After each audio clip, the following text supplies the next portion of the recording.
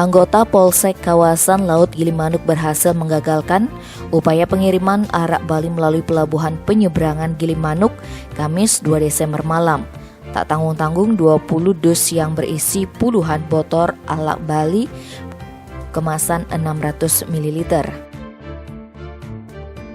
Kapolsek kawasan Pelabuhan Gilimanuk Kompol Igusti Putu Darmananta ditemui Jumat 3 Desember mengatakan keberhasilan pihaknya mengamankan barang bukti arak Bali setelah sebelumnya menerima informasi terkait adanya pengiriman minuman keras melalui Pelabuhan Gilimanuk tanpa dilengkapi dengan dokumen.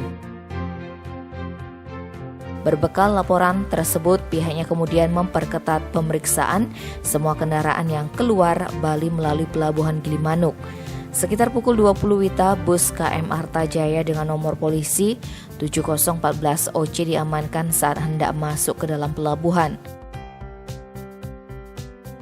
Saat diperiksa mendapati barang bawaan di bagasi bus berupa 20 dus minuman keras jenis arak Bali.